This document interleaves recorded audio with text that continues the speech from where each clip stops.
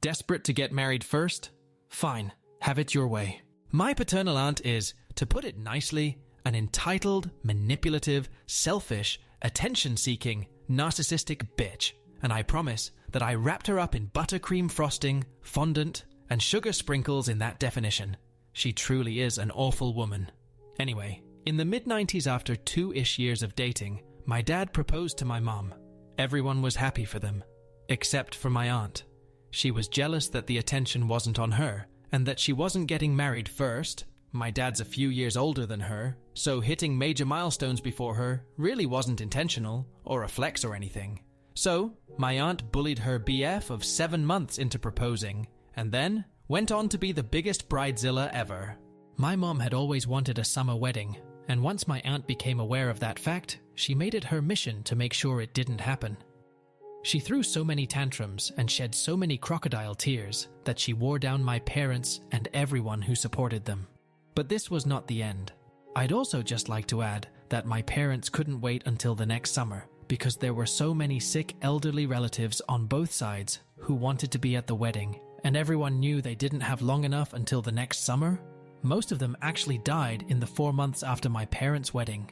While trying to get over the disappointment of having to have a fall wedding instead of a summer wedding, my mom had had some friends and cousins over to help her come up with ideas for her wedding. It was all a hodgepodge of stuff that clashed with each other, and most of it wasn't even my mom's taste. My aunt came over to borrow something or whatever, and saw all the bridal magazines on the kitchen table, and one was open to a page of sunflowers. My aunt immediately went into a rage. Sunflowers were her favorite. If she didn't have sunflowers, her wedding would be ruined. Her life would be ruined. She would die if her wedding flowers weren't sunflowers. My mom likes sunflowers enough, even grew some in our backyard, but she didn't want them, her wedding flowers. Plus, they'd be put of season by time for her wedding, that they'd be crazy expensive. So she told my aunt to chill, and listed the reasons above for why she wasn't considering them. Her cousin had left the magazine like that. Suddenly, my aunt goes, "Well, they are really ugly, all brown in the middle," and started ragging on this flower she has been throwing a tantrum over 30 seconds ago. My mom's not an idiot, and has 5 older brothers. She knows what's going on. My aunt only wanted stuff so that my mom couldn't, and was going to do this about every single fucking thing. She could see it in her eyes. So after my aunt left, my mom starts making 2 wedding binders. One had things that she liked or was going to consider. The other one was filled with the most hideous, tacky things that the mid-90s Canadian wedding industry had to offer. The first binder was kept at my maternal grandparents' house for safekeeping, so that my aunt would never find it. The second was placed on a bookshelf in my parents' apartment. This was A, to make sure my aunt didn't copy all of my mom's ideas, and B, revenge. A couple weeks later, she and my dad went to my paternal grandparents' house for my grandmother's birthday. Obviously, the topic of weddings came up, and my aunt got so excited and happy. My mom started to feel bad about the second binder, and thinking so poorly of my aunt. Then, when my grandmother asked about my mom's wedding, my aunt threw a fit, and demanded to never hear any talk about my parents' wedding, because the date was still so close to hers, and it was stressing her out. Hers was in July, my parents' was in September. Immediately, all guilt was gone, just like that. My mom said she didn't want to stress my aunt put, so she agreed not to talk about it. Easier to keep stuff from my aunt that way. But my grandma did want to at least see if my mom had picked out a dress. She hadn't, but she knew exactly which one she wanted Commodore, and she'd seen the same magazine on my grandmother's coffee table, and would be happy to show her. My aunt's head perks up. Bait taken. My mom proceeded to point out the ugliest dress in the entire magazine, one she'd laughed about with her friends, because who would willingly wear something that bad? Well, what do you know? It was my aunt's dream dress, and she has an appointment for that Friday to try it on and buy it. And how dare my mom try to take more from me than you already have? We still don't know what she meant by that. Hook, line, and sinker. My mom agreed not to buy the dress, and my dad asked if she'll take it out of the wedding binder at their apartment or keep it there for inspiration. Suddenly, my aunt seemed very interested in visiting their apartment. Not to look at the binder, though. No, of course not. She proceeds to invite herself over frequently, or let herself in by telling the landlord they were expecting her. Their landlord was a prick. The binder goes missing from the bookshelf more than once. My mom didn't care. Side note, my dad only cared about 4 things in regards to the wedding. He married my mom. The venue had to be accessible for disabled people, so that as many of their sick elderly relatives could attend as possible. There was beef at the reception. The cake didn't have fondant.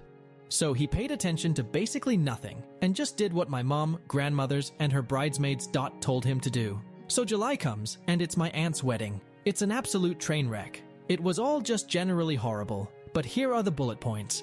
The groom obviously did not want to be there. The ceremony venue was in an old-ass church with no ramp, so some of the elderly relatives had a hard time getting in the building. The others just left. Seriously, my great-aunt publicly said, "Fuck this, I don't care about that sociopath enough to deal with her idiotic location choice," hailed a cab, and left. The flowers were red roses, which wouldn't have been so bad if the color for everything else wasn't dark green or pylon orange. Seriously, it looked like there had been a car accident on Xmas Eve. But in a church, the decorations themselves were all just really cheap, poorly made, and vaguely Xmas or winter themed. Again, weird because there was a heat wave. The reception was held in a poorly lit room, so half the guests couldn't see the DJ played nothing but Overcoming a Breakup songs, at the bride's request, and wasn't allowed to play anything else. The food was all bland, cold, there wasn't enough for everyone, and the portions were tiny. All of the cutlery was cheap plastic because they'd spent their dinnerware budget on custom plastic plates that the guests could take home. These plates were flimsy plastic with a fuzzy and poorly drawn cartoon bride and groom with a red and dark green polka dot border on the edge of the plate. She got drink early on and didn't dance with the groom, once made a 30-minute speech that was all about herself, flirted with the best man in front of everyone. The cake was absolutely disgusting. It was way too sweet and 40% fondant. The centerpieces were a ring of roses around a Disney character bobblehead. This wasn't in my mom's binder. Ye ain't is just psycho about Disney. Was openly smug to my mom about the stuff at her wedding. There's more, but that's all I can list ATM. Anyway, no one will say it to her face, but her wedding was awful, and the majority of the guests left hours before it was supposed to be over. My aunt tells my dad, "There's still time to run. You two won't last," she gloats and is snide and smug, "until my parents' wedding." I don't want to make this post any longer than it already is, so I won't describe their wedding in detail. Basically, it was beautiful. The venue and reception hall were both gorgeous and accessible. The food was subpar, but that was the caterer's fault. But the portions were great, and the beef still came out okay. The cake was fantastic, and my parents still recommend that bakery to people getting married. The DJ was also awesome, kept everyone dancing and having a good time.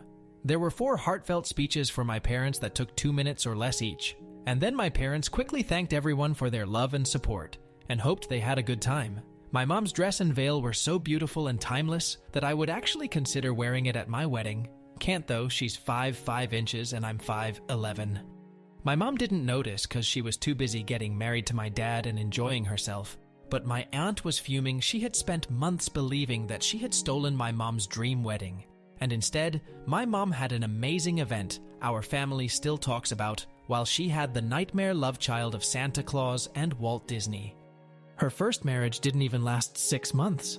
She scratched his face out of her wedding photos, she demanded, and stole, if they weren't promptly given, other people's copies of her wedding photos. My mom hid all of her copies, and the second wedding binder though, and showed them to me when she told me this story last year. The best part about my mom's revenge is that she didn't actually do anything. If my aunt hadn't felt the need to one-up my parents, she wouldn't have had the nightmarish fever dream she did. If she hadn't essentially broken into their apartment sometimes to steal the binder, she would have come up with her own ideas. She brought everything on herself,